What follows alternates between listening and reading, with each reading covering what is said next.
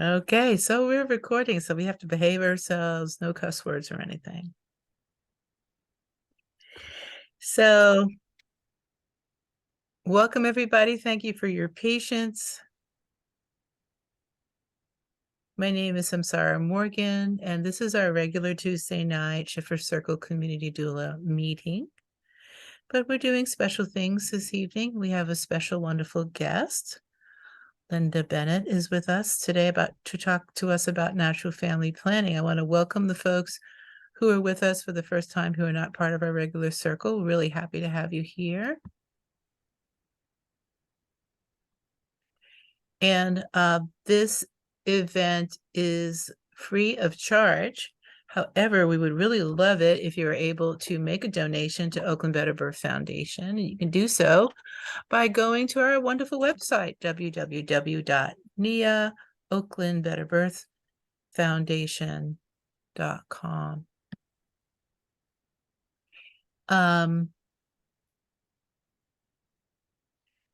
We are being recorded, and so eventually this lovely presentation will show up on our YouTube channel, Better Birth TV. And I'm very excited. I'm sorry we had a slow start. We'll make up for time, I'm sure. I'm very excited about sharing this information and sharing it with my doulas that I am training and or mentoring, and with the whole wide world. To me, it just definitely meets the motto and the feeling of what Oakland Better Birth Foundation is all about.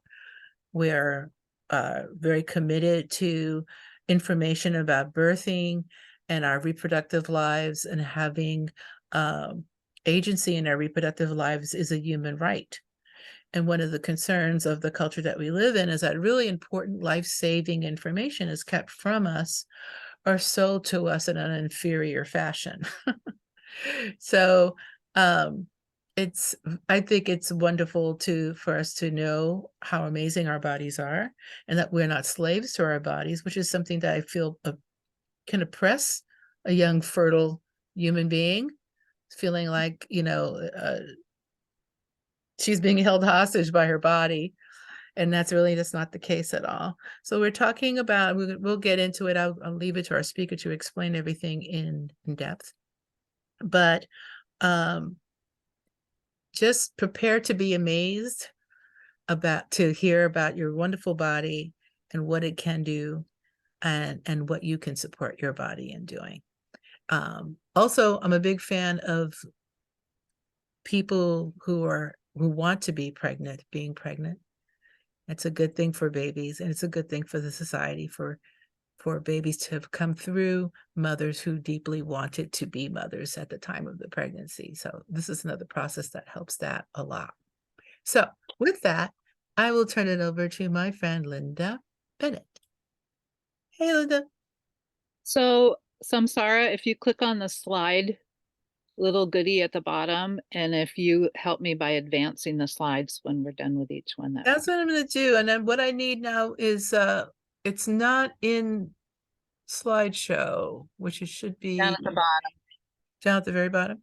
Yeah, near that little slide thingy. It looks like a screen. There. Just below your cursor. I see it. Come on now.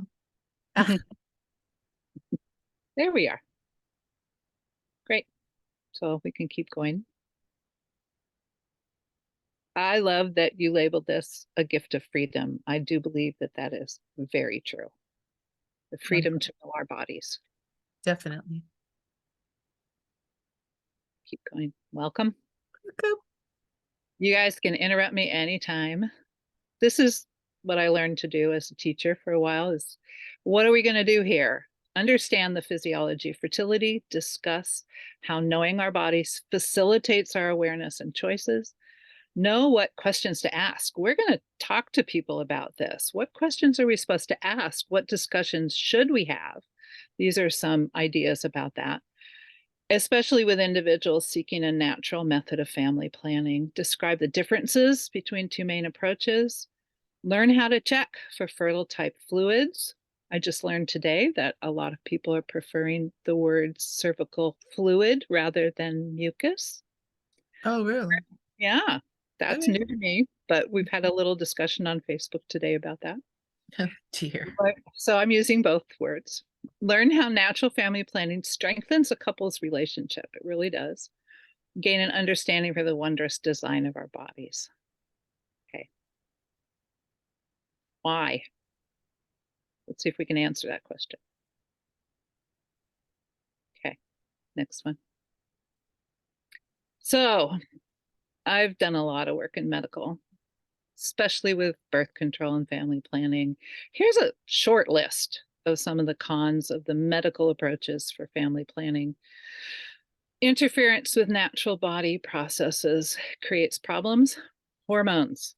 Most of us are sold hormonal birth control of some type or another. They interfere with our own healthy production of hormones and affect every system of our bodies, including neurological.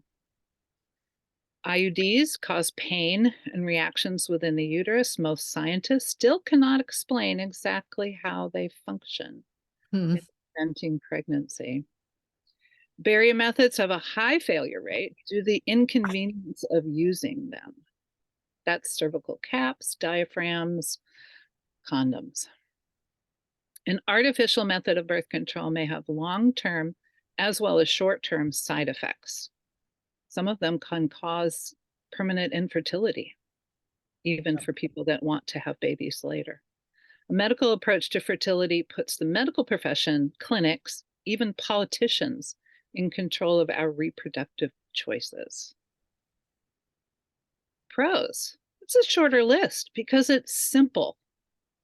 Shorter lists don't always mean less significance. This is a shorter list because these are simple, important, profound things. Avoidance of complications resulting from medical, chemical, or mechanical birth control. Increasing love, communication, and cooperation with our partner. Respect for natural body processes. Allowing our bodies to heal and thrive, especially if you've had some of the artificial ones before. Finding joy and wonder in understanding the workings of our bodies. Remaining in control of our own reproductive lives. And one of my favorite passages. For you created my inmost being. You knit me together in my mother's womb. I praise you because I'm fearfully and wonderfully made. I just love that phrase. Me too. Your works are wonderful. I know that well. Okay. Fearfully and wonderfully made. Love that. So, family planning. What is the plan? This is something we think about sometimes. This is something our clients think about. One plan could be no children, or it could happen that way. One child, a few children, more. My cousin had 13 babies. They're grown now, but she had 13 babies not that far long ago. If we're going to plan, when? So that's the first question. What is the plan? Okay. So, how important?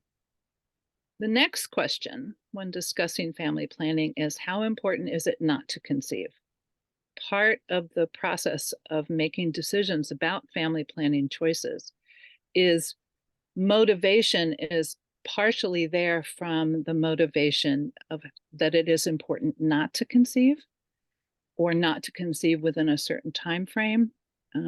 I work a lot with VBAC people, and they're told they will have another cesarean and not be allowed, I hate that word, allowed to VBAC if their babies are closer than 2 years apart.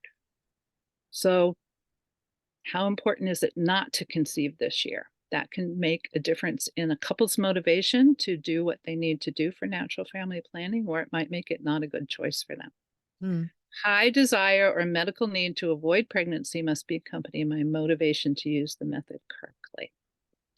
Motivation to do what is needed to avoid pregnancy is a critical factor in the success of using any family planning method, and especially so for natural, non-hormonal methods of family planning. So have to work on that always. Effectiveness rates. I love looking into research. I love finding graphs. I found one for you guys. And there's a link at the end that I'll share with everybody that has it if you want to know more.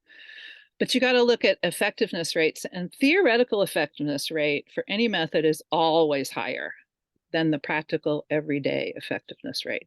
For instance, condoms or cervical caps don't work if you leave them in the drawer.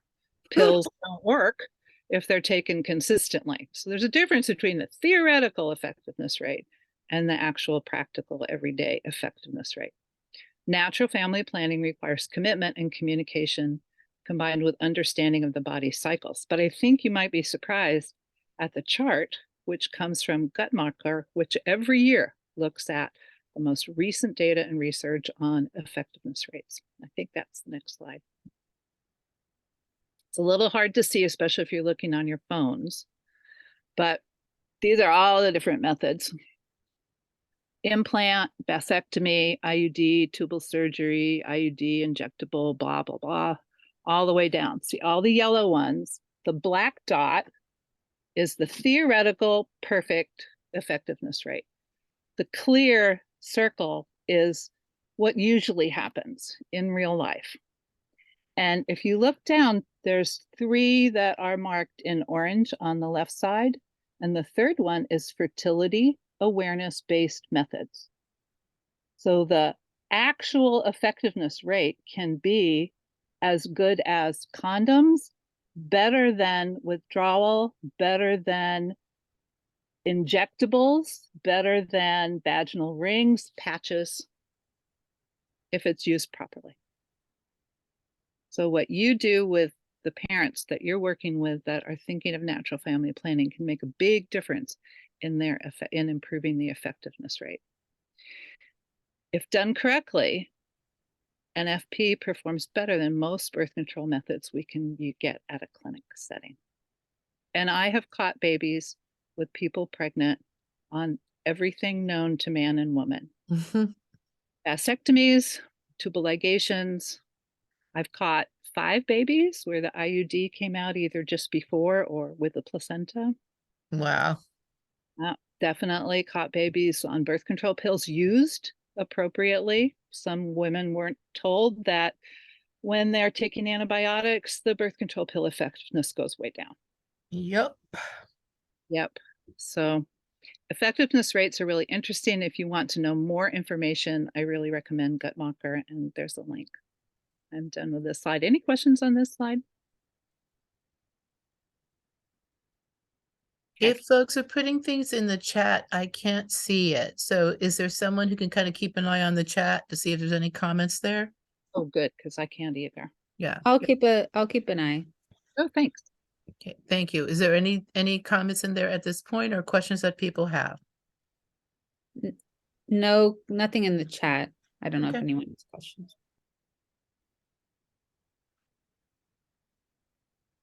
Motivation and cooperation.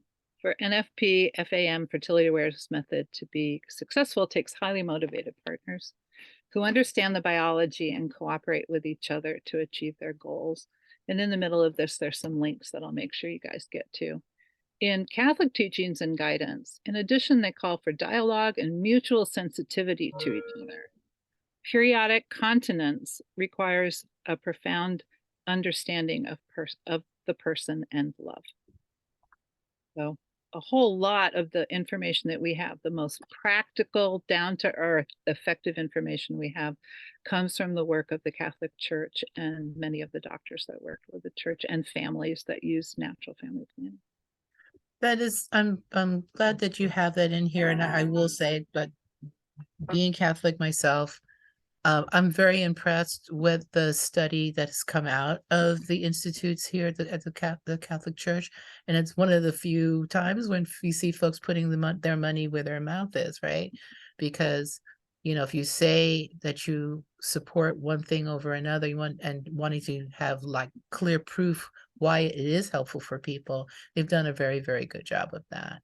And just for anyone who ends up watching this who is Catholic, if you go to the Family Life office in your diocese, they most probably do have a natural family planning instructor available for you, and they will teach you natural family planning free of charge. And learning it in a group is always really helpful. The Lots of same fun. way prenatal classes are often more effective for couples in a group is that husbands, fathers, partners get more support and more understanding of their role and more support for the problems that they might be experiencing with the role.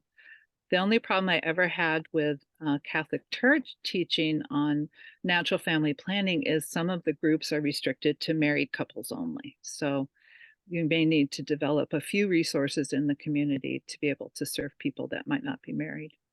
That's a very good point. It depends on your diocese. And in Oakland Diocese, you can be single and take the Oh, classes. good. Yeah. Excellent. Yeah. Cooperation can be tricky. This is something that I don't remember being taught in the classes that I took, but we respond to these stronger hormonal changes closer to ovulation by being more receptive to sex, even seeking sexual contact. You are more likely to want to have sex when you're ovulating, and you may be less likely to resist a desire to not conceive because you have an increased desire to have sexual contact. Female body, as we approach ovulation, experiences an increased desire for sexual activity. Avoiding any sexual activity that could bring sperm into contact with the vulva or vagina during potentially fertile days is what's needed for success. And I have to tell you, working in a women's clinic, there are people who swore up and down, and I believe them, they never even took their panties off. And in a good, full, fertile, fluid day, all there would have to be would be contact of semen with any kind of moisture that's near the vagina, and bingo. Yup.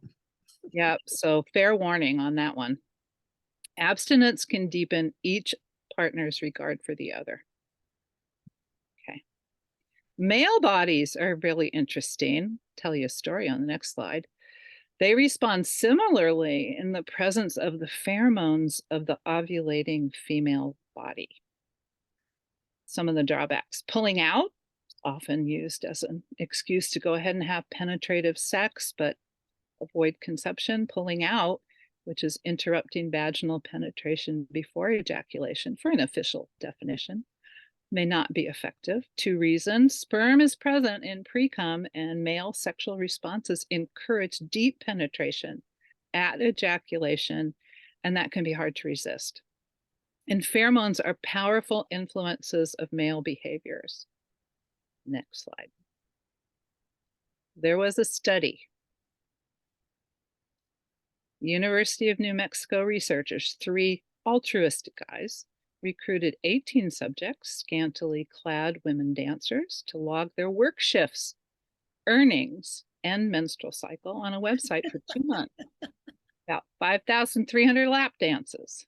The naked truth: participants scored $335 per 5-hour shift while ovulating, compared with $260 per shift during the luteal phase after ovulation, no pregnancy possible, and $185 while menstruating.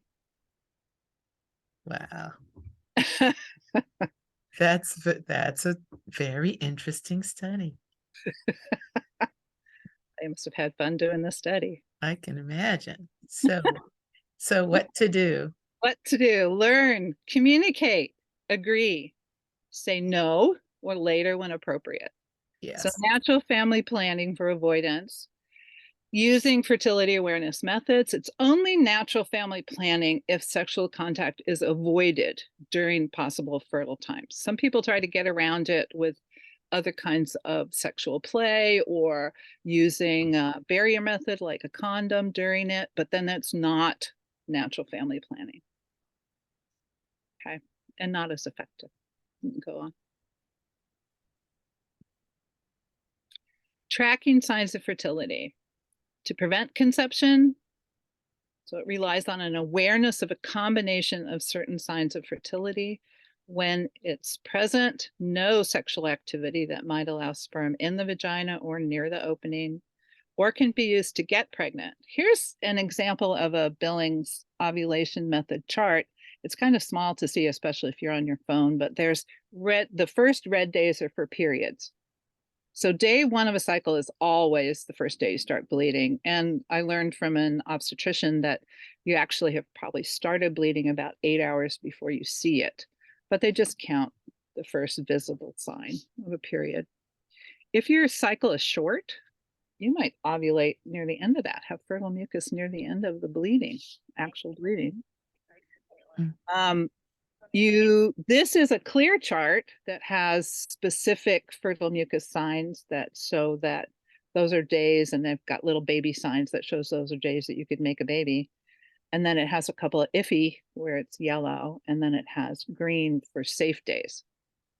So this would be a chart that's considering either conception or for getting pregnant.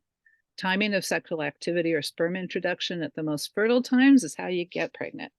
So these methods can also be used to create a pregnancy on auspicious days. Go ahead. Remember this chart? We've seen this one. Yes. Menstrual cycle. So there's all kinds of varieties of this. This particular one is an ovulatory cycle. It turns out that we are much more hormonal if we have ovulated. So if you are in an ovulatory cycle, you will have more responses to the ebbs and flows of these hormones, especially more PMS before a period. An anovulatory cycle, like a cycle without ovulation, is much straighter lined in terms of everything. There's not big flows, not big drops, and everything's less even. So there's a lot of anovulatory cycles. Women say, I didn't get breast tenderness before, I didn't have the munchies so much, I wasn't so crabby. And that would often be an anovulatory period. So anovulatory periods can also be shorter periods, but people can have 21-day cycles and conceive or go way beyond that. So they ebb and flow. The menstrual cycle officially starts day one, and the last day of the cycle is the day before bleeding starts. Since most people know day one of their menstrual cycle, that's how they pick gestational age being 40 weeks at counting from LMP, last menstrual period. Nobody's conceived at that time, but that's when they count it. In the USA, 28 days is considered normal. In other countries, they pick other dates. They pick 27 days in one country, I heard, and somebody, I think it was Germany, they were told that 29 days was a normal cycle. But in the USA, it was picked 28 days, and that's how birth control pills were set up on 28-day cycles. Okay. Go for next. So this is one of my stories. Healthy female bodies may have a wide variety of cycle lengths and still be healthy.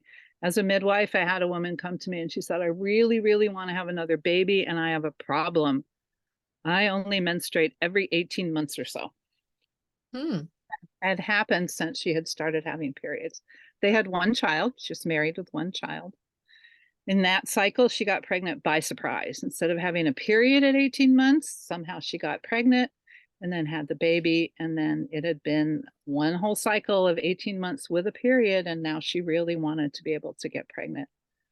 And she wanted help. So what we did was fertility awareness, symptoms, checking fertile mucus every day and charting it, and basal body temperature, because we wanted to have two sets of information to correspond, since they really, really wanted to have another baby and didn't want to have to postpone it 18 months or 3 years at a time. So by charting mucus and basal body temperature, she noticed a body basal temperature change, which is a drop just before ovulation. And I said, she called me and she said, I don't understand it. This cycle looks really weird. What happened? My temperature dropped. And I said, do you have any kind of fertile type mucus? She said, yes. I said, where is your husband? And he had just been packing to go on a trip. So she kept him home. They got pregnant and had that baby 3 years after their daughter. So and she was a perfectly healthy, fertile person. Just a lot of delay on that.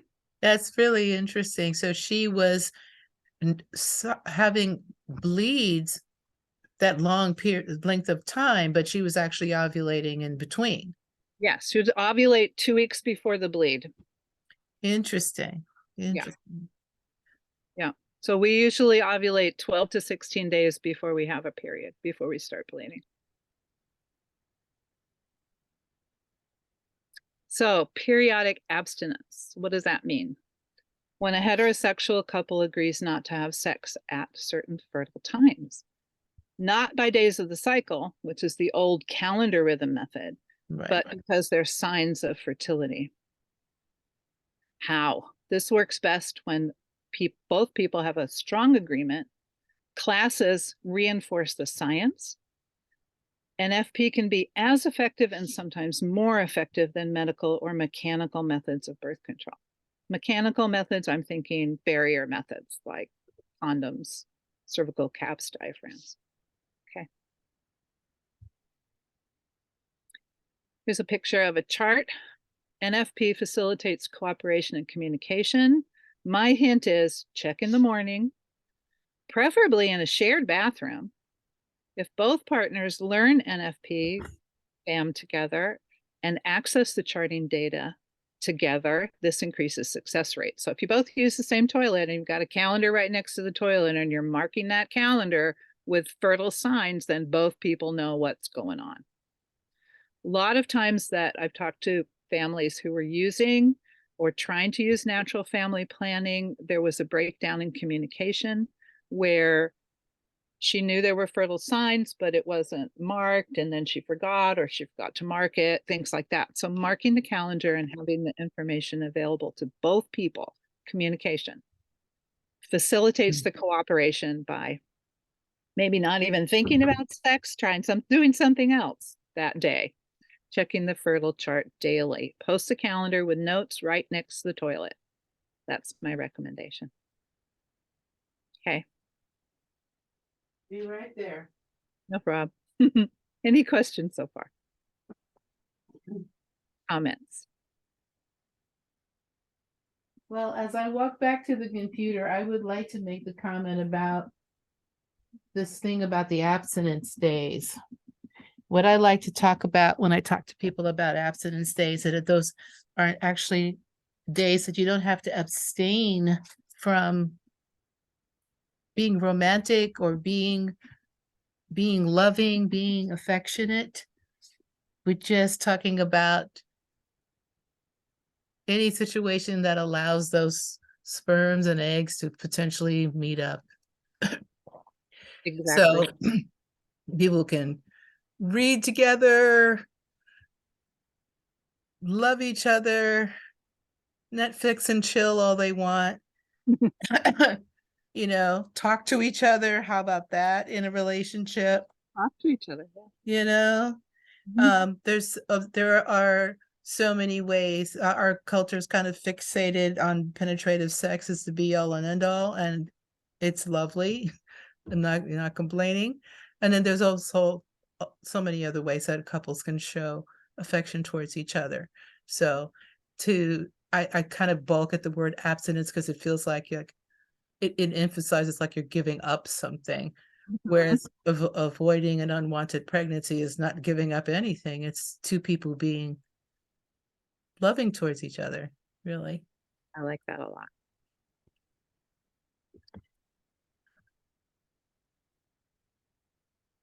Okay. But when is it safe? Not safe.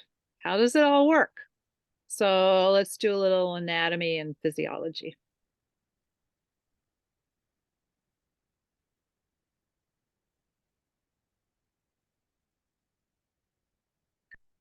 The amazing cervix. I We love the cervix.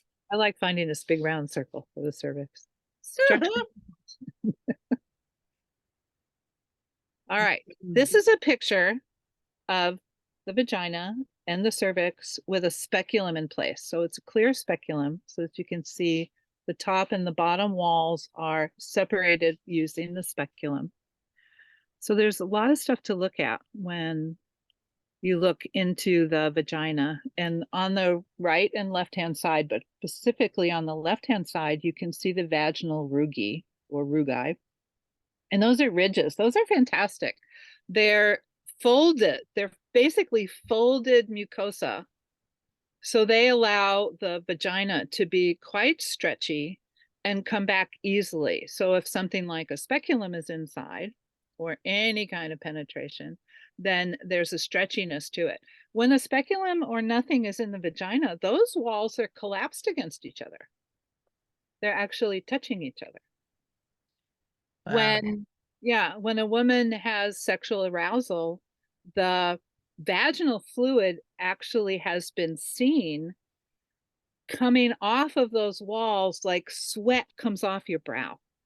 Just little beads of vaginal fluid forming on the side walls of the vagina and then running down and kind of puddling.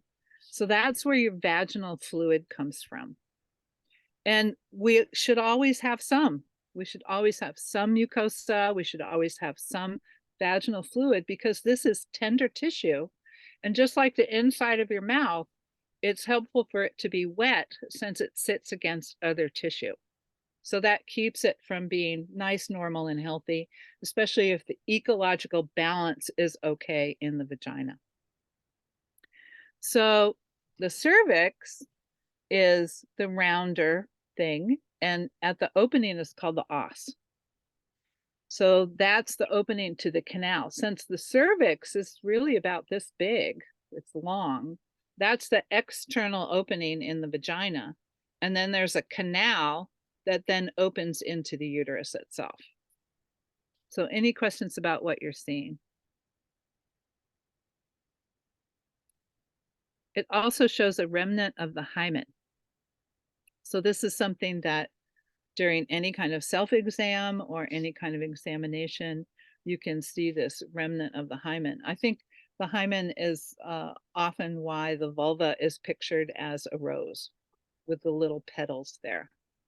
And as a midwife, I have occasionally discovered an almost intact hymen, keeping the baby kind of held back for a while.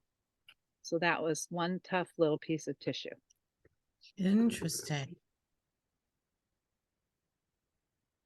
So, any questions on what you're seeing? I'm coming back to this picture later.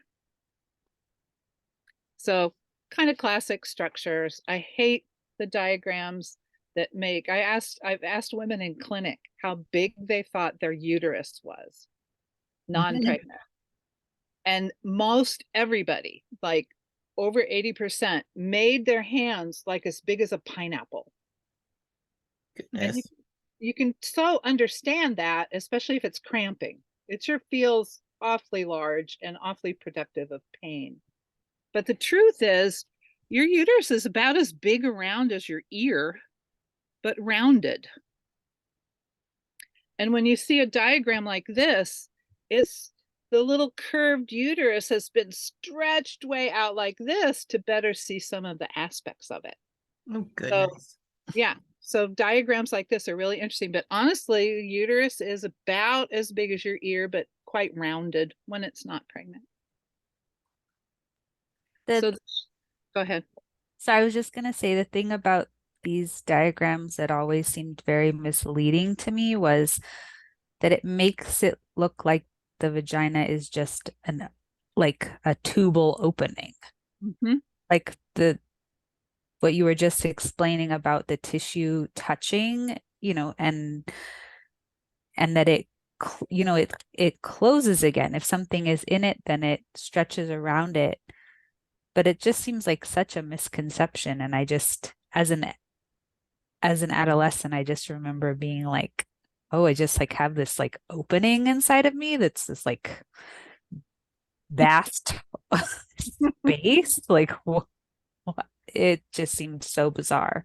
And I definitely think that it gives the wrong information to a lot of people. The number of times I've had to help people retrieve something that was in the vagina has been interesting too, because of the how scared they were that something was lost wandering inside of them. And, you know, it's really just short little area and pretty easy to retrieve. Not always a pleasant task to do, but it was pretty easy to retrieve those things. So any other questions? It also shows a picture of the cervix itself. So you can see the external opening, the os, and then an internal canal. And then it comes back together again, and that would be the internal os. It's the level of the internal os that is drawn up into the uterus during early labor. And so effacement is when the bulk of that distance is then becomes part of the uterus itself instead of being a separate kind of section. But it's drawn up into the uterus during early labor. Okay. So if you've never had a baby, then the cervix will usually look like the top picture. That's called nulligravid, never pregnant. The external os is a small, smooth, circular opening. If you look online and you look at cervical photographs, sometimes you'll see a red kind of bumpy area around that opening. And that's when some of the cells that are supposed to just line the canal have grown outside of it a little bit. And that's a cervix that's more vulnerable and more likely to cause, let's say, an abnormal pap smear. It could be from IUD string irritation. It can be from several other things, but normally it kind of looks like that, like the photograph. Then if you've given birth, you have spotting. The spotting with bloody show is from tiny little capillaries in the cervical canal getting broken as effacement happens, as the cervix is drawn up.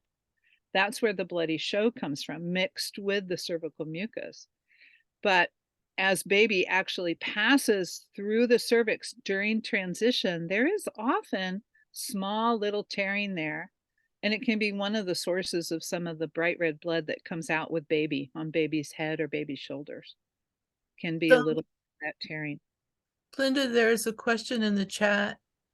What if pregnant but have never given birth? So if a baby hasn't passed through that cervix, then the cervix will probably look like the picture on the top.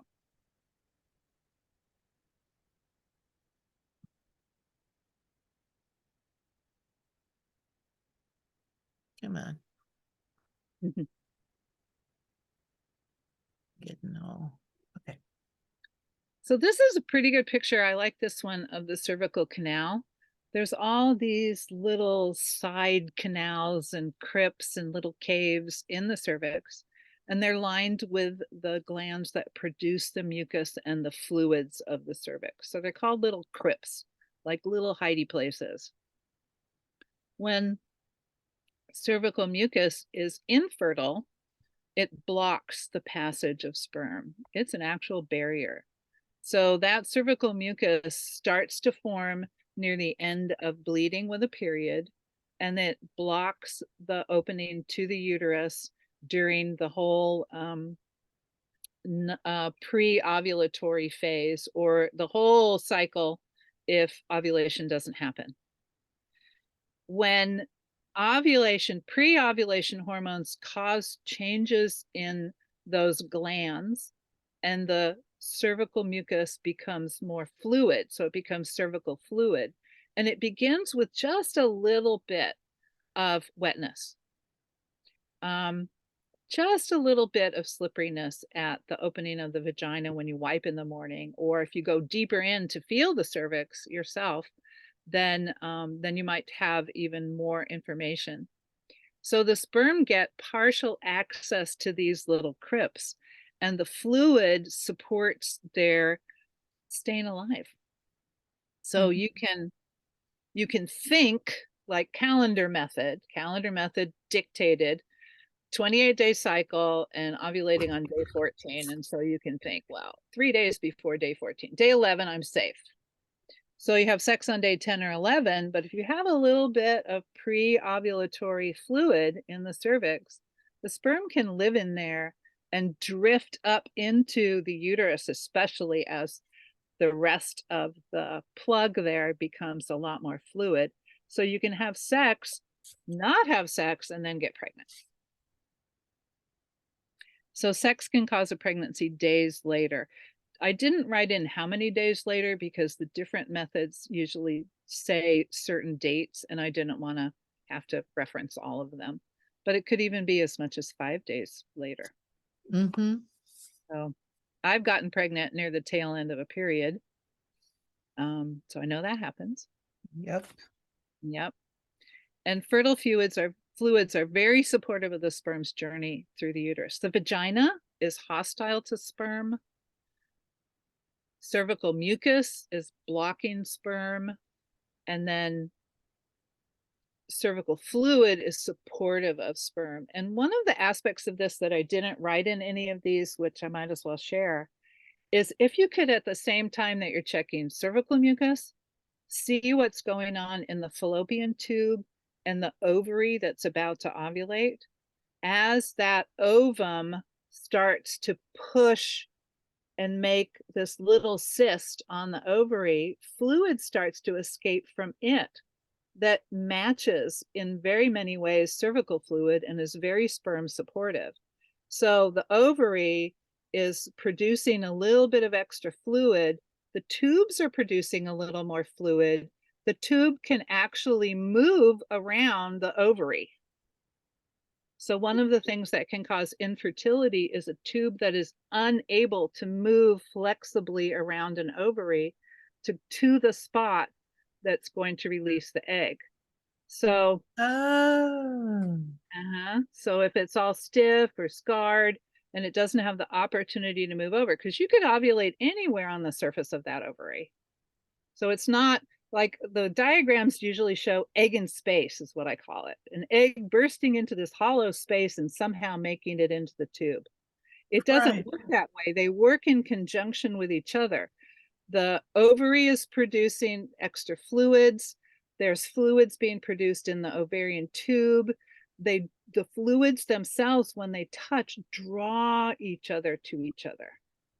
So there needs to be some flexibility of movement, and it moves around there. So it's no such thing as eggs in space. And we know that with that tiny little uterus that's about the size of your ear, we've known women that have had a left ovary and no left tube, a right tube and no right ovary, get pregnant in the uterus. So we know that it can even have that much movement around the uterus. It's amazing. That's my mind is blown right now. That's amazing. It's absolutely fantastic. Wow. Your question? Does someone have a question? I would just say that I'm totally amazed. My mind has been I'm sitting there with a blown mind. Kathleen and I have our minds blown. And it's not like, and I'm not even hearing, I'm not even talking about this subject for the first time in my life, but every time I talk about this subject, there's something I heard that I just never heard before, and my mind is blown. Oh, it's totally, I mean, our bodies are so amazing. They're just so amazing. And we give them so little respect. We just really do give, we run to doctors, and the doctor's attitude is not very admiring of the human body. Mm-mm. And so it's all like, well, take these hormones and then, have these other procedures done. So if we'd give our bodies a chance, I think a lot more people who are trying to have a child would have better success. Oh, absolutely. And then speaking of that, one of the things that can stop fertility with a person who has really good sperm count and is ovulating is the mucus might not change enough to allow sperm in. So there are some basic fertility tests that test the ability of the cervical mucus to support sperm. And this is why with IVF, the IVF is not done by putting sperm into a little cap and applying it to the cervix, which is the easiest way of doing it if you have good cervical mucus. But it's actually drawing up. You have to spin the semen sample, get rid of a lot of extra stuff, and then you have to put it in this little tube, and then you have to thread the tube past all that cervical mucus so that the semen will get, the sperm will get into the uterus itself and not be blocked, not be potentially blocked by cervical mucus. So it's added a step in medical interference and expense to the process of helping to get pregnant. So And here's this other thing too. I mean, there's this piece about the sperm that manages to still get to its target through, even though the odds are against it, right? A brave little sperm, up he goes, you know. But then that could be like the hardier, healthier sperm. Yeah. So if you're just kind of helping any old sperm get up in there, Yep. you know, Oh, and you can, I haven't seen any studies on this, but just common sense would say to me, how are we really creating the healthiest, most vibrant children from a connection like that? exactly. And you can always tell who writes those narratives is what the sex they are by how they write them. You For know, the sure. value of sperm and going through barriers and all that kind of stuff. Because we've also learned a lot more about how the Yeah. ovum is active. Just now I talked about how the fallopian tube is active and how the ovary is active in this whole process. And that is stuff that is not promoted as much. So interesting. I love reading recently about more and how the ovum chooses the sperm. Yeah. It's not about her being attacked by 10 million sperm. Yeah, and one just happens to make it. Yeah, you know, definitely projecting is happening there for some people. But the fact that the ovum chooses is very sweet. I think that's, Very sweet. yeah, it's very tender to me. It feels, To me, it is, and it's an active process. I mean, there's choice at that cellular level. There's choice at the cellular level. Yes. Yeah, love it. Okay. Come on, turn. Time to turn. Oops, oops, oops. Yes. All right. So this is a picture of a cervix. You can see the opening to the os. It's not as clearly around cervix as the last picture. But this is from a really incredible website called The Beautiful Cervix. And I put some links in here and we'll make sure I share them with everybody. If you share your email with Samsarah, I will make sure we share all the links for all the pictures and information in this slideshow. So this is day 10 of her cycle. It's a relatively dry day. So cervical and vaginal mucus is scant, white or cream colored. Wiping first thing in the morning feels rather dry. I mean, there's always moisture in the vagina. There needs to be, but basically relatively dry. The os, the opening of the cervical canal, is closed. Okay, next one. So she took a photo of her cervix every day throughout a whole cycle. And this is day 14 of her cycle. When fertility begins, there's even a change in sensation at the vulva, which develops over the next few days. Most of the time we don't even notice, but if you're paying attention, you might notice a change. If checking internally, if you're using your own finger to check, which is a great way of finding out if your cervix is open and if there's good fertile mucus there. If checking internally, you may feel the os become more open as well. A lot of people notice it gets a lot softer right around the hole. And I've noticed myself after having babies that I would get crampy during that period. And when I would feel that crampy sensation and put my finger in, the opening of the cervix would be quite a bit bigger than it usually was. Any mucus is likely to become thinner and clearer. So then it becomes fluid and the sensation becomes wet and slippery. And it's described like egg white. You can feel it, slip it, it slips in your fingers, and then it can often stretch between your fingers. That's really good fertile mucus. Sperm in the neighborhood of that mucus during that period of time will quite often cause conception.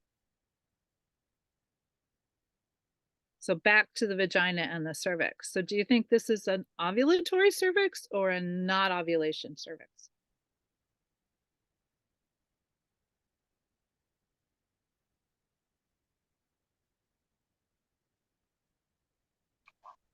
Didn't look very slippery.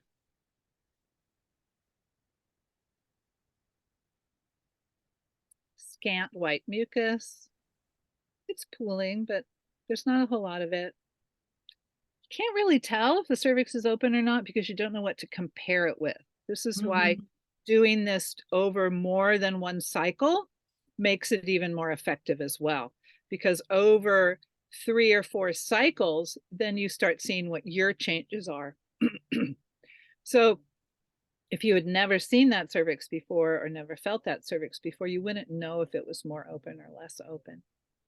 But the mucus is very scant, so the diagnosis is not ovulating. Okay. So the fluids. Vaginal fluids are produced by glands in the walls of the vagina, moisturizing walls of the vagina. I put that misspelled. Moisturizing the surface. Drops are observed forming on walls during sexual arousal, like beads of sweat on their forehead. Believe me, I am in total awe of the women that Masters and Johnson hired to masturbate to orgasm with speculums inserted inside their vaginas. Goodness. But that's when this was observed. Masters and Johnson observed quite a few things that we weren't sure about or had no idea was happening during sex. Okay, that's how they found that one out. Cervical mucus blocks the opening during non-fertile phases. It softens, becoming more liquid fluid just before and during ovulation. It changes during a period, just before period bleeding too, because it allows blood flow. So the cervix is also open during the blood flow. This is something that women don't know. A lot of women feel comfortable avoiding conception by having sex during a period without using anything. Tail end of a period, they might be starting to have fertile mucus and they might get some little sperm trapped in those little crypts. But the other aspect of this is that it's when the uterus is open that a woman is most vulnerable to getting HIV and HPV, because the cervical canal is usually closed off to the HPV virus and to the HIV virus. And so when it's open, and HIV is particularly attracted to anything that's open with bleeding. And so this is a period of time during a period when sex without protection makes a woman more vulnerable to sexually transmissible diseases such as probably also hepatitis, but we know HPV and HIV. And then what do the fluids do? Vaginal fluids kill sperm. Fertility requires the production of fertile cervical fluids to support sperm passage. Cervical fluids protect sperm from an acidic vaginal environment. So if there's a lot of ovulatory vaginal fluids, then the sperm are supported even within the vagina, and you can see them under a microscope lining up in these little canals of fertile fluids. Fertile fluids filter abnormal sperm. The ones that don't work, don't go the right way. Cervical fluids keep sperm biochemically nurtured, acts as sperm food. Working in a sperm bank, we got to feed the semen samples that we were going to be freezing to support their longevity. The cervix stores the sperm until an egg is healthy. An egg is nearby. Cervical mucus and fluids maintain the opening of the cervical canal, so it helps keep it open too. Okay, a lot of data there. Definitely. So here's a really good picture of like checking your mucus. It's like you go, you wipe, you kind of feel the opening of the vagina, or you go deeper in to find the cervix. And if you're adventurous, and you take a look at what it feels like on your fingers. So fairly dry. Oh, there's a little more moisture, a little bit more mucus there. Oh, it's starting to get a little bit stretchy. And then there's this long stretch. There's a German name for that I didn't write in here. It's called Spinnbarkeit. And it just has this amazing spin to it. The liquidy feeling is a lot like egg white. It's very, very slippery and clear. It might be clear mixed with white, but the clear is the fertile type fluids. And then an amazing thing happens after that. So when you wipe first thing in the morning, are you dry, wet, slippery? Chart what you observe. Charting is an essential part of not kidding ourselves about what's going on with our bodies, and actually being able to look back at a cycle or more than one cycle and figure out. There are people who don't ovulate every cycle. They may have regular periods, and yet 2 out of 3 of their regular period cycles have no ovulation. So doing this kind of charting helps you figure out what's going on. Anybody that's having any gynecological irregularities with periods, this is a really good way of keeping track of what's happening and being able to show it to a midwife or a practitioner and talk about what's going on with my cycle. It doesn't seem quite right. Chart what you observe. Any questions about this? Have you noticed this? Does anybody notice this type of mucus? Yep, I have. When I was cycling, I definitely did. This is fascinating to me because I did a lot of fertility awareness method when I was younger. And my fluids did not fit the textbook. Definitely I never had a really egg whitey stretchy fluid, at least that I could detect. And I did do internal checks. And so one question I have is, you're saying, I think I might, and I did have 2 children without doing anything extra, just not using, I was able to conceive. I didn't need any medical intervention or anything like that. But when I was doing this fertility awareness method after I had my 2 children to prevent pregnancy, I was like, how did I ever get pregnant?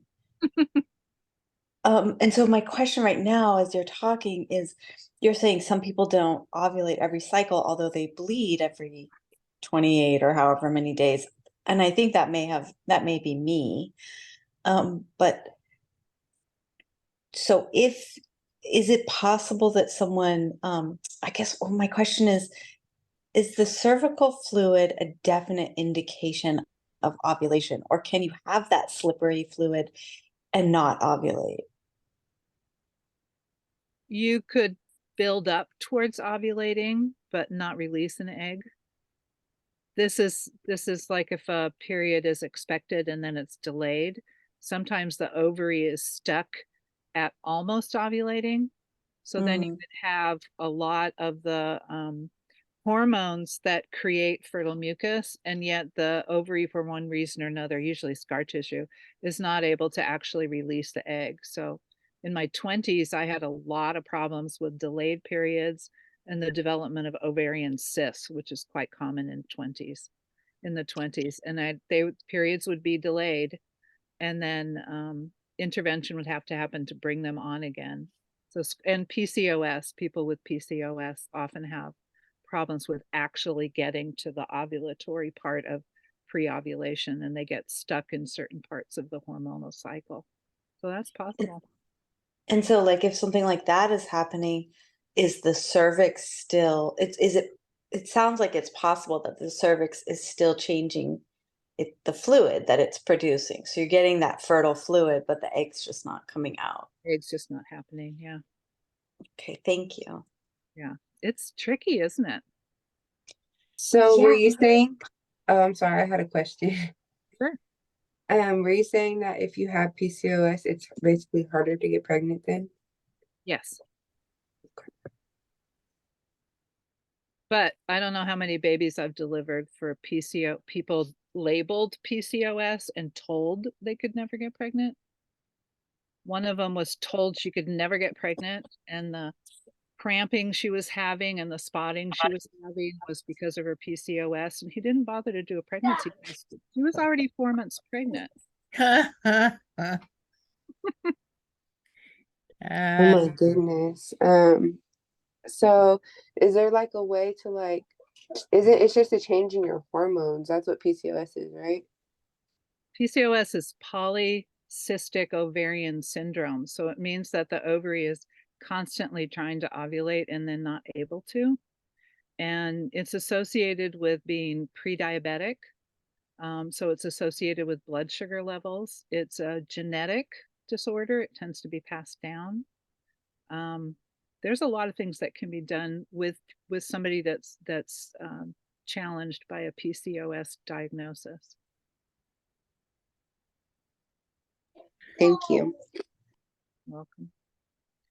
I had my last baby 2 months before I turned 42, and using fertility awareness checking, I don't think I ovulated at all after her birth. I know I ovulated intermittently before.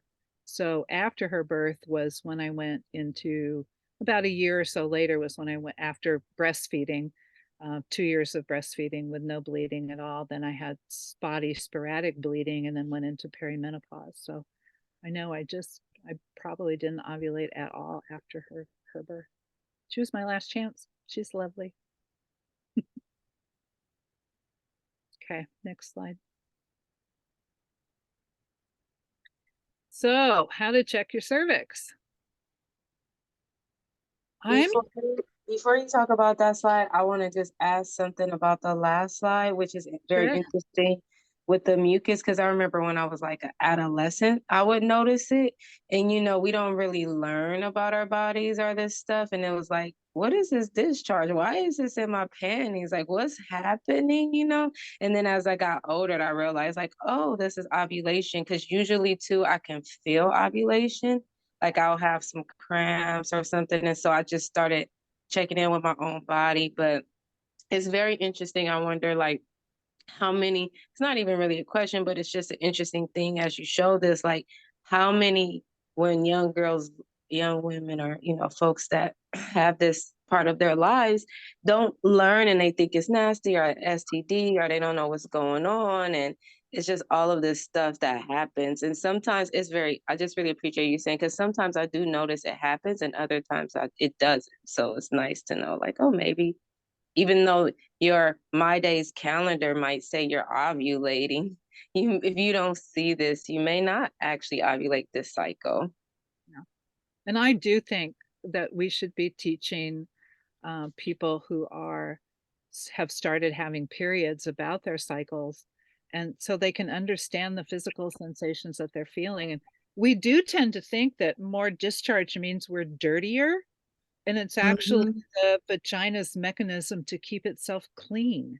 Yeah. And I really wish people would know that. I really wish they would understand that. But then to have that extra fluid, it's very strange. It's disconcerting, and we don't have any data about it. Yeah. Yeah. Thank you for I can't wait to share this video.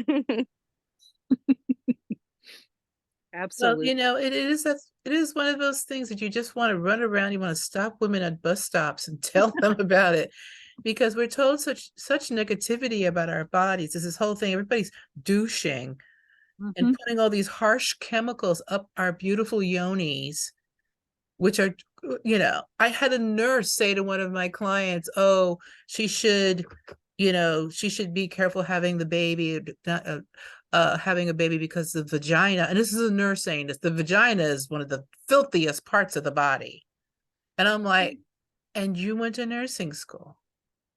And I responded to that one time. I don't think it was a nurse, by saying, and so is your mouth. yeah, I was thinking it. I was thinking it. But it's like, no, the vagina doesn't need help, you know. Anyway, Yep. And there could be reasons that you want to do a certain kind of douche if you're working with an herbalist or whatever, and you're doing specific things or dealing with, but just on the daily, someone with a good diet, your vagina is doing Right. fine. And people will douche but won't take probiotics. And it's like, won't you try taking some probiotics for a bit first and see what happens? Yeah, Exactly. you might not even have to be doing all that. Exactly. Exactly. I agree. There's three people with their hands raised, Joe, and then Gabriela, and then Agatha. Go for it. I was just gonna say, there was an incident with myself a few years ago when I had some lower pelvic pain, and I went in to have an exam done, and she just diagnosed it as ovulating pain, and it was something I've never felt before. And then when she did swab, she was like, there was blood behind the cervix. So I'm just wondering, like, and then a few days after that, that's when I started my regular cycle. So I'm just wondering, like, in that window, could there possibly been any kind of pregnancies that could have came up in that window without me even knowing, like, everything that was going on? It sounds like you were premenstrual at the time. That she just made this thing up about ovulatory. Yeah. Right, because I was like, I've never heard of ovulating pain or whatever, but that's what she diagnosed it as. And then it never happened again after that. So I don't even really know what that was. There definitely is ovulatory pain, and some people think that it signals the day of ovulation, but it actually is from the blood from the ovum that erupted from the from the ovary. So the ovary expelled this ovum, and there's some bleeding around that, and that pain is associated with the blood. That's where we have pain with blood when it's where it's not supposed to be. So that bleeding on the ovary after ovulation is what people understand as ovulatory pain. But it actually is when they've taken people that experience that and then they compare their charts, they've had them do charts, then they found out that it's usually the day after. So there's no longer a fertile ovum available.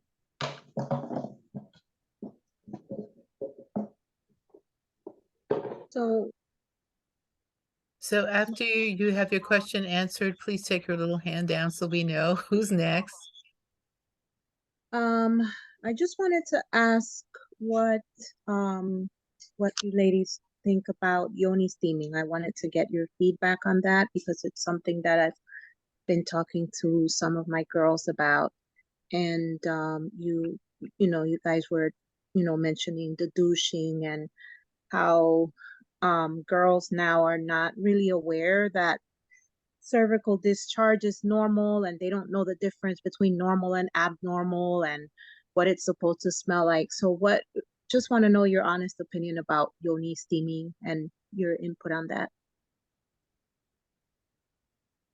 Well, I personally don't have a problem with yoni steaming because it's external. You're not going up inside the body. And it's very restful and relaxing. You want to work with an herbalist who knows the correct herbs to not cause irritation, but just having an external warm loviness down there is not causing a bunch of issues. And you want to, dry off or air dry, just hang out with your legs wide open and air dry afterwards, which is nice and freeing to do. I personally don't see a problem with it if you're not using harsh chemicals, if you're working with an herbalist, and if you're staying outside of the body. Okay. What do you think, Linda? I agree. And there's something to be said about having a ritual that makes us feel good about our body. Right. So I sometimes tell the ladies that it's a really nice way to do some self-care and just kind of turn on a candle and put on some music and just kind of meditate a little bit. And we have to talk to our sisters who, like, talking with other women who are Christian. There's a lot of nonsense about, the body being like dirty at that time, and you have to have this ritual cleansing because it was just so horrible and dirty and dirty, dirty. And when you do your homework on what those words actually meant before how many centuries of patriarchy got into it, it wasn't about that. It is more what we're talking about now. That say if a woman after she had a baby was not supposed to be in certain spaces until she had gone through a ritual self-love Mm-hmm. cleansing bath. It doesn't mean that she's horrible, toxic, and so Mm-hmm. we have to scrub her down with Clorox before she can come back to the temple. That's not what was meant. But that's how Mm-hmm. it's taught to many women, you know. Right. And so we want to help them relook at that. And this, that's not accurate. So Okay. yes, there in certain cultures in the Middle East, people wash their feet before they go into the mosque, right? And there's certain cleansing rituals. It's not because you should chop your feet off. It's because you're entering into God's space and you want to show respect. And you don't take the stuff from the outside into the mosque. And so after you have your period, after your body has done that amazing work for you, it's about refreshing the area. It feels great. It's about saying thank you, and also being focused on your yoni in a positive way, as opposed to thinking about it as the carrier of the curse, blah blah Mm-hmm. blah, right? Right. Any So what, more questions? Great questions. very good questions. I think there was a third person. Did we answer your question? I think someone made a comment. Okay. And then there were two questions. All right, so we can keep going here. There you go. Go back to feeling adventurous. So I just want to say, we need to stop at 9. Do you think we're good for time? I think we're good for time. Cool. That was stuff. So let's go. Okay. So I recommend that you explore your body, you learn your body, you learn your normal, and one of it might be to explore the inside of the vagina and the cervix. A lot of people, all they've ever done is maybe put a tampon in. So it's kind of a good thing to do. As the fertile phase begins, you see the changes. Light uterine cramping, check your cervix. The ovum only lives 24 hours. So there's this preliminary buildup that can be days and days with fertile fluids, and then the ovum is there. Any ejaculation in or near the vagina can combine. I think we did this slide already, did we? This one? Yeah, can you go forward? Yeah. So we'll stop. Yeah, we can stop here. So when the ovulation happens, that egg is good for only 24 hours. So what happens is mind-boggling in the cervix. And this is a really good sign that you actually did ovulate. So for somebody who is trying to get pregnant and wondering if they're ovulating, to watch for the signs that look like ovulation might be happening, and then to see this dramatic change pretty much proves that you did ovulate. So the cervix softens, it starts to open, you get some cramping, you get lots of fluid, and all of a sudden it's gone. The cervix is closed up and it can be dramatically different the next day. The liquidy vaginal fluid has left the body. You now have a more dry feeling. There's no longer slippery. And when it's that dramatic, you know that ovulation did occur. And chart those days too. If you're charting, don't stop with ovulation, chart the days after it. And if you have ovulated, if you can see the signs of ovulation and conception has not occurred, then you can expect bleeding in 12 to 16 days. That's a physiologic fact. So somebody with PCOS or my problems with my ovary, I got caught at the ovulatory phase without actual ovulation. So all the hormones that were trying to get me to ovulate were just building up and up and up and up and up.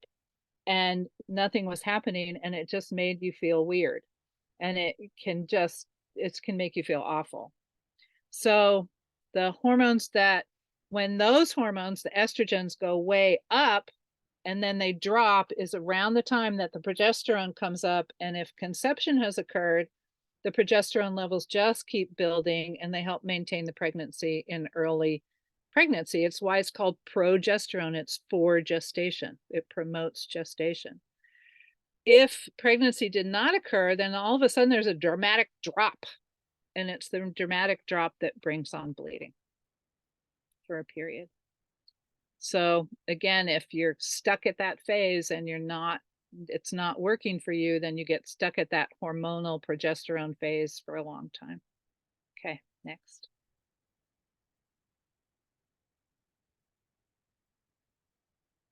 So there are a bunch of different natural family planning methods. There's a lot of different books that have been written. There's a bazillion websites out there. The standard days method is the calendar method, and that's the one that some of our apps are based on that method. So they are promoting a method for contraception, for not having a baby, that's actually been proven to be about 75% effective. So 25% rate of conception when it's calendar method. And again, these require no sperm near the vagina during those most fertile days. If you are doing symptothermal, the last one on there, then you are combining the symptoms method with the basal body temperature method. If you are working hard to conceive, if you have kind of a timeline, if you're getting a little older, if it's been hard to conceive, then the basal body temperature method is an excellent way of combining information from checking your own body, checking for cervical fluids, and adding this extra piece of information about your body temperature. For the woman who had periods only every 18 months, she had a typical, not ovulation, basal body temperature chart for several months. It just would go up and down and up and down and down and up and down and bounce around and bounce around and bounce around. And the reason that she called me was that there's kind of a line there, even though it's going up and down, there's kind of a line there. All of a sudden it dropped dramatically from that line. So she didn't know, am I getting sick? What's going on? So she made a phone call. That dramatic drop is a sign that ovulation might just occur within the next 24 hours. And as soon as ovulation does occur, bingo, that basal body temperature chart goes way up again, and it stays up throughout pregnancy, or it stays up and then it'll drop just before having a period again. So adding the thermal method, the temperature method, to the symptom method adds that extra piece of information, especially for people who really want to be certain that they're doing the right thing and either avoiding pregnancy or achieving conception. So the Billings method is probably one of the older methods. It's the one that I was first introduced to, and then there's a variation of it called the Creighton method, and that's checking the changes and then doing some charting. So doing any of these with your partner improves your relationship and increases effectiveness. I've got links in here and more information about all these different methods for you to take a look at them. Some of them have free booklets and little books about the method, including charting. Sometimes it's hard to find the charting. Basal body thermometers. Now you have digital thermometers, but you have to make sure you're getting a thermometer that reads basal body temperature. Basal means base. So you have to take your temperature at the very first thing in the morning before you get up and go pee. So it also helps to always be waking up at the same time of day. Take your temperature. And I love the digital thermometers because they will retain that last piece of information. You take your temperature, the little thing goes beep very quickly.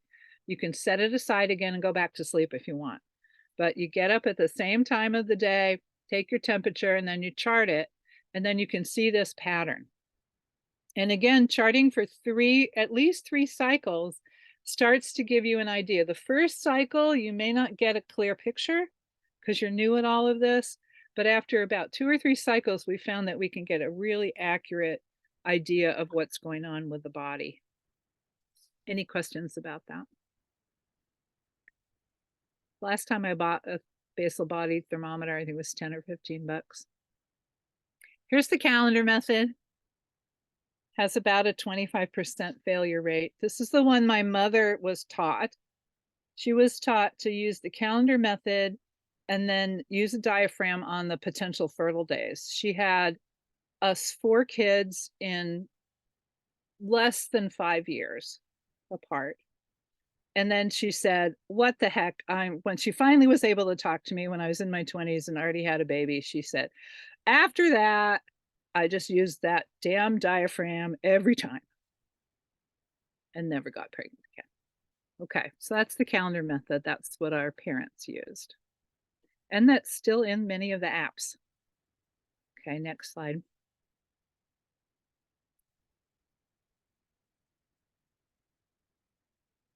This is a website I just found. I haven't checked it really super well, but she has some free information on basal body temperature that she calls it the 5th vital sign.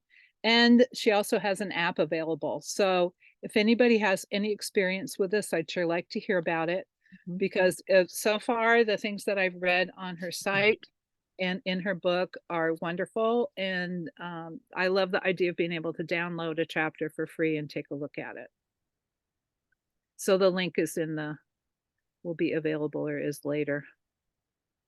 Go ahead to the next one. This is a Billings method charting. You can see it a little bit better than the last one. Period in red, maybe baby with a wet day and then followed by a dry day. Then it's wet, elastic, elastic, elastic, slippery, slippery and wet, lubrified, and then kind of sticky. So ovulation would have occurred in this cycle on day 17. The little hearts are when this person had sexual intercourse or contact with semen, and then green. They're using green as safe days to have intercourse without worrying about conception. And it looks like this was a 30-day cycle, not a 28-day cycle. Mm-hmm. Okay, next one. Here's a charting method that uses very similar charting, but this is combining 3 cycles together on the chart. And so it's just an example of charting. On the period charting, they're putting H for heavy days and M for medium and L for low flow of blood. And you can see with this particular person, her cycles are ranging from 28 days to 24 days to 33 days. And this would be an example of a chart for symptothermal. So there's symptoms in here, blood flow, doubling the line when it's heavy flow, a light line, and then this bouncing little line there, that's the temperature. And you can see how it kind of bounces around in the early half of the cycle, drops a little bit, although that's not a very dramatic drop, but all of a sudden raises up high. And then it'll drop again just before a period starts. We had a person that came into the clinic with her charts and she said, something is really wrong. This temperature is not dropping. She had been trying for 4 years to get pregnant. She'd been using the basal body temperature method with symptoms for about a year. And she was so used to this sequence of jumping up and down, rising, jumping up and down, and then dropping, that she came in because it hadn't dropped. And we did a pregnancy test and she'd finally conceived. She was just so happy. Oh. Tara has her hand up. I have a question. You showed the chart where the woman's cycle was like pretty big difference in length. Sure. And so I was wondering if you have any sort of insight from working with so many people over the years to like, what's going on with people who have a very irregular cycle like that, where yes, they bleed every month, but it's like totally not the same amount of days every time. Well, I've had people say they had irregular periods because they didn't get their period the same date of the month. It wasn't always on the 9th. That can be a completely normal cycle because our months aren't 28 days long. So the date of the month is definitely going to jump around. But when you look at the number of days in between the beginning of one to the beginning of the next, That's what I'm talking about. yeah, And then it's really like short. anywhere between like 25 and 45. And sometimes it's 28 and sometimes it's 32. And well, you would gain a lot of information from checking symptoms and charting it, because you might see that during the short cycle months, you don't get very many fertile type changes in the mucus. Hmm. And then that would be, because that's a typical scenario for a month without an ovulation. Right. Okay. And then for months that have ovulation, you could have a cycle that's a completely normal fertile cycle, but is long, where you just kind of hang out, cruising, then develop fertile signs toward ovulation, then ovulate, and then 12 to 14 days, 16 days later, you have a period where the ovulation is just delayed a little bit. And that can still be a fertile cycle, but you don't have prediction in terms of calendar dates when that might be. Mm-hmm. So by charting your symptoms, you might get a lot of extra information about what's going on with your body. Okay. Got it. So like a long luteal phase. Yes, could be a long luteal phase. And that can show doctors, especially people who are good at hormones, kind of what's going on. For me, the longer cycles were delayed ovulation for me. And then I was having this problems with cysts. So you should also write down any other symptoms like extra cramping or pain on one side. That kind of stuff is write that down at the same time. That's Okay, vital. thank you so much. That's such helpful information to say take to your acupuncturist. Yes. Or take to, if you have an OB there are OBs who are like Creighton model OBs that understand the woman's cycle in a way that the other OBs don't even care to know about. Yes. And then they can, so the between someone like an acupuncturist and someone like a Creighton model doc, there's a special name for the docs that I'm forgetting right now. They can, sometimes they can be helped with a supplement, sometimes dietary changes, and sometimes actually taking hormones for good reasons, like, taking an exact hormone that your body's deficient in, if your cycle shows you that that might be helpful. Yep. Thank and you. we are close to done.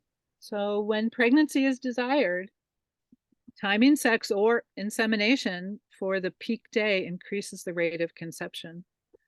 Timing sex for the few days prior to the peak may also result in conception as well.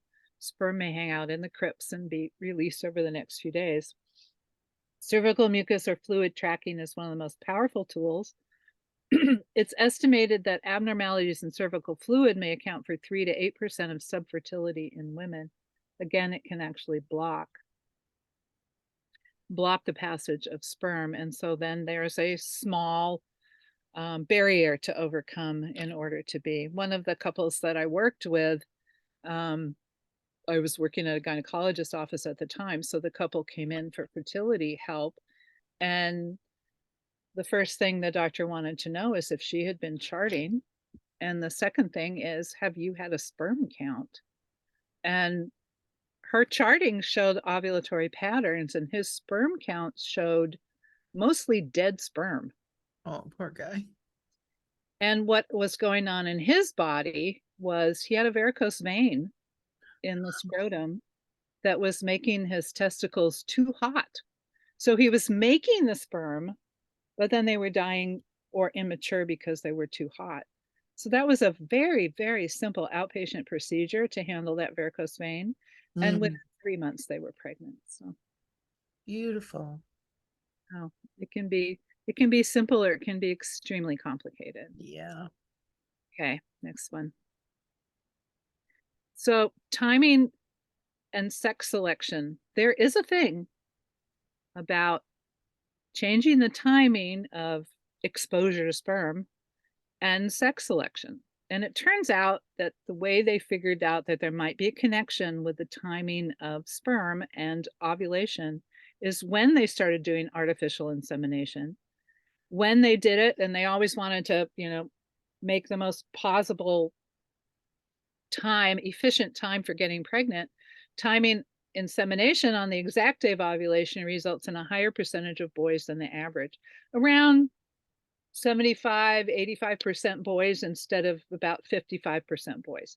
Random conception produces 55% boys. So timing can influence the sex of your next baby. And there's a book out, of course, and a method, of course, and a whole lot of other information. What kind of diet, whether or not you should douche with certain things ahead of time, et cetera, et cetera. But timing seems to be the big thing. And of course, there are no guarantees that you would get the kind of baby that you want, the type of baby that you want. But Agatha has her hand up. Yeah, I'm sorry. I would ask a million questions. ew, I like it. What, it might sound like a silly question, I probably should know it, but what would cause or prevent change in cervical fluid? Would it be hormones? Would it be diet?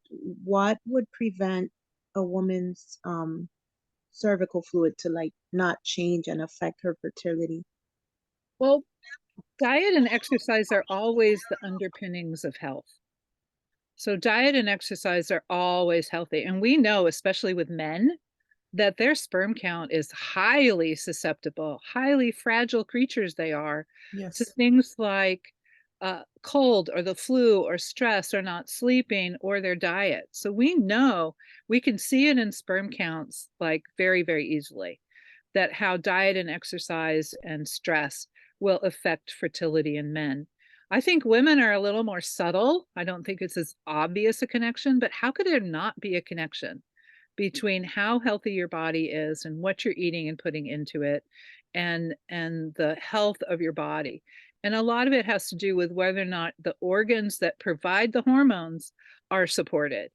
So if you're not getting the correct hormone flow, so with PCOS, they know that people who go into a diabetic type diet where they're keeping their carbohydrates to 30 grams or less per meal and are exercising to reduce body fat mass are much more likely to get pregnant in the next year than if they don't do that. So we know that there's definitely connections with that, but it's hormones that change the cervical mucus.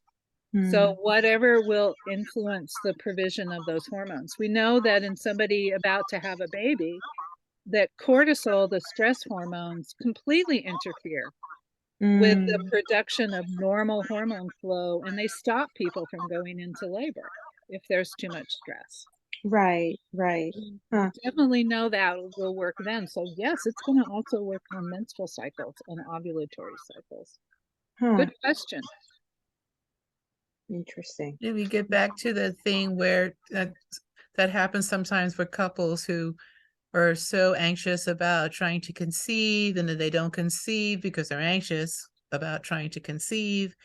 And then they do IVF, they get a beautiful baby, they love their baby, and then they're pregnant. Right. Because they're no longer stressed about being pregnant, so that they get pregnant. Yeah, Right. and I think it also Okay. tends to jumpstart their normal hormone flow too, just to go through that whole cycle. So I love it. We're just amazing. Our bodies are absolutely amazing. Anytime you make up a rule about something with our bodies, you're going to find people that have an amazing story that contradicts that rule. So I'm just fascinated. I'm just totally fascinated. So I misspelled something here too.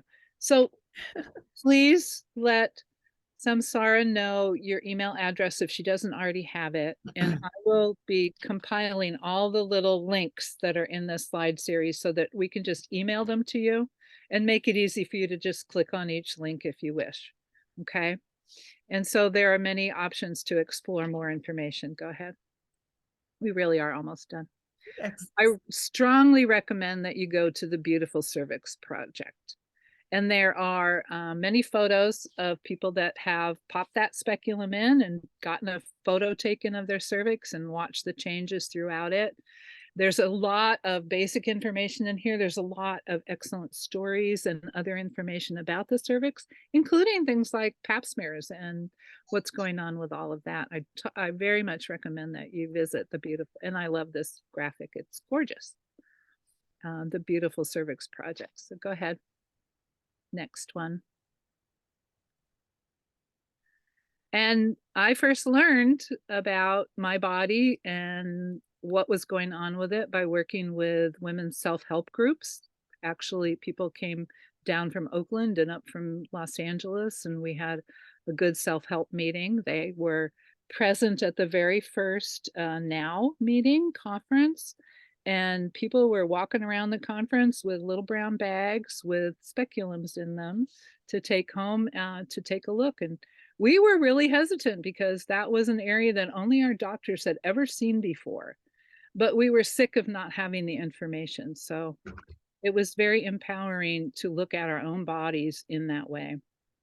And at this particular link, you can learn how to look at your cervix with a speculum if you're interested in it. Next slide. And just to add that speculums are fairly inexpensive. I know Good Vibrations sells them. Oh, yes. If you got a Good Vibrations value and you're curious. Excellent. And then as I was looking around on the internet, it turns out that this month is Cervical Health Month. Good for us. At an anatomical physiology site. This is a great site for learning physiology. It's called The Visible Body, and what it has is it has graphics that turn and move around about all different parts of your body. So I strongly recommend that you take a look at it. And I'm delighted with this photo, with this graphic, because it's the only graphic that I have seen that puts together the uterus, the cervix, the vagina, and the entire body of the clitoris. The clitoris is not just a tiny little nub at the top of the vulva. The clitoris has an entire body that goes like this, where the entrance of the vagina is here, and it surrounds the vagina, and it ends up with a little nubby thing on the top here, and it goes back. It goes back along posteriorly as well. So I was very delighted to see this. This is the entire clitoral body that it shows. So I very much recommend that you take a look at it and celebrate Cervical Health Month this month together. Totally. We all want to give thanks to our cervixes. I love it. Okay. Just a couple more. There you go. There you go. So little blurb down there with my contact information, and I'll send that to you too through Samsarah. And then if you keep going on that, thank you so much. I really enjoyed your questions too. And I really enjoyed doing this. It's so fun to talk about this. These are kind of haphazard slides here, but there's other resources, downloadable booklets, another slide there. And we'll just put this all in one easy to read email, so that you can just click on it when you get the email. Next. That's us. Shiphrah circle. So lovely.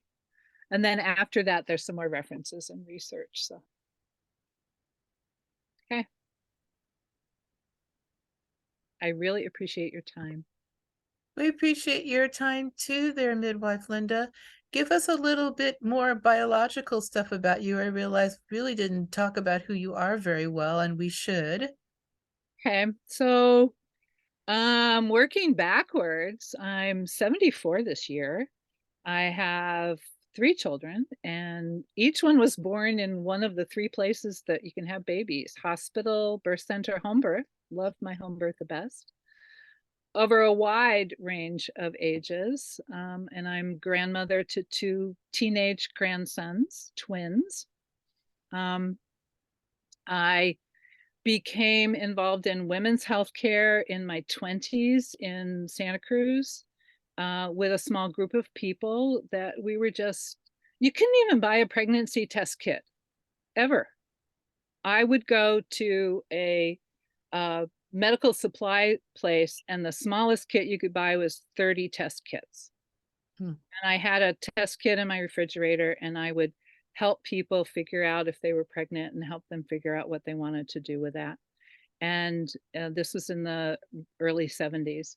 We had a collective group. We learned self-help, self-exam. We learned about our bodies. We shared lots of stories.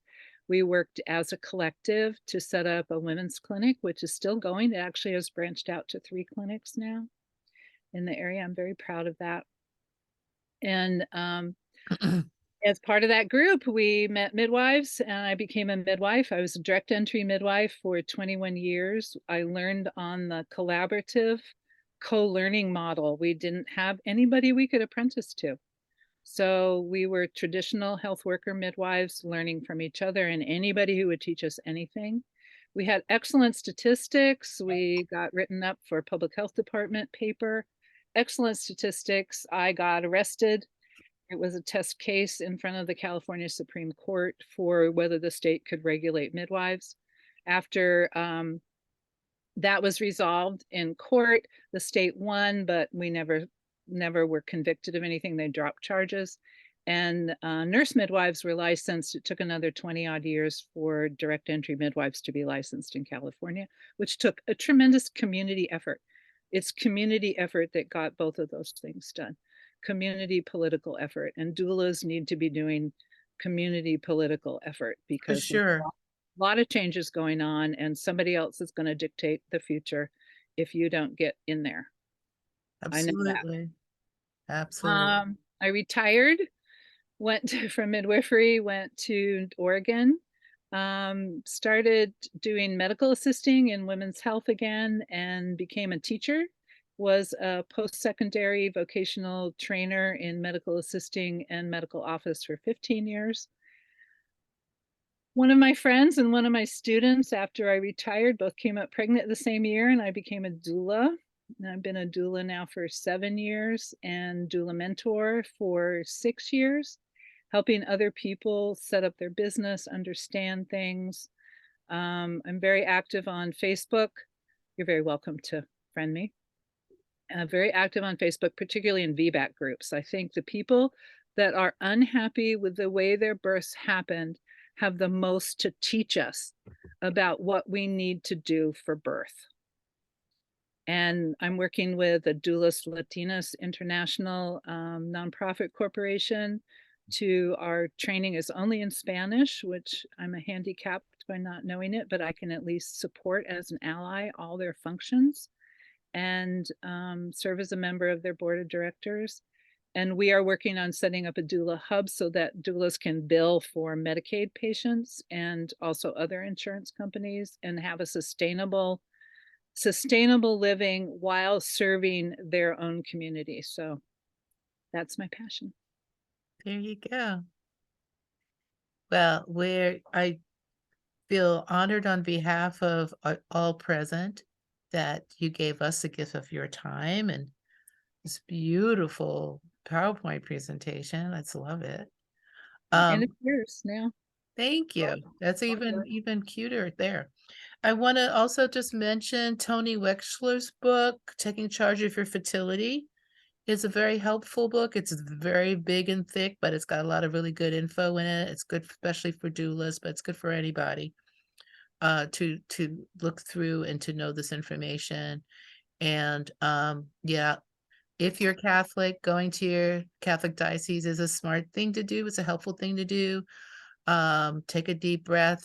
Even if you're not Catholic, if things are a little bit too religious for you, take a deep breath through the religious parts, but the science is there. The science is very sound and helpful. So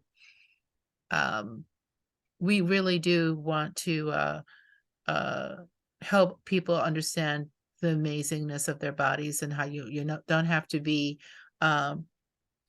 beholden to big pharma with regard to your fertility, and then take the side effects of that choice. So that's really important. Also out there, our friend who did the Business of Being Born has also done a documentary, The Business of Birth Control. And it's amazing the slam back she got from that documentary. Like, you don't hear about it. Like, it's been shut down. Yeah, guys. The big farmer went, "Meow."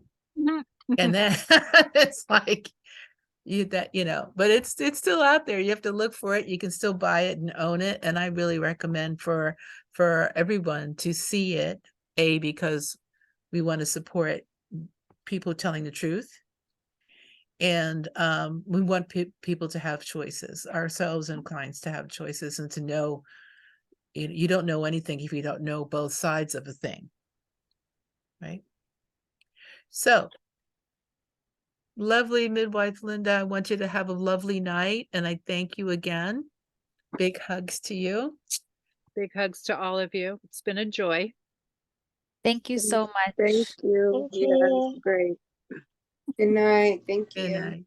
Good So, night, everybody. just a reminder to everybody, if you have Yeah. not made a donation, please do so, because we will want to give an honorarium to our speaker. And what else did I want to say?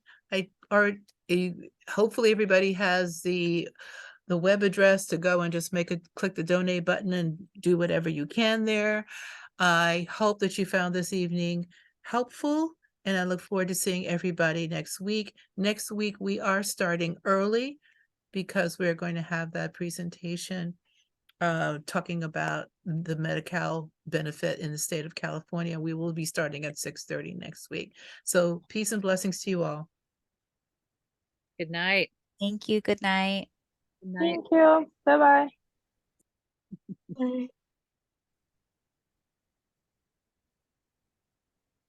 Yeah. Yeah, I can't turn off my screen. Thank you so much, Samsarah. It's been delightful. Thank you, honey. Great. And I want to participate next week. Oh, I'll make sure you get the link. Yeah, because I've been deeply embroiled in Oregon's registry and Medicaid. So I would love to participate. I'd like to listen. Oh, absolutely. Probably won't stop me from talking. I'll make sure you have the link to come and join us. Oh, fantastic. I love Take that. care, baby. And I would like to donate my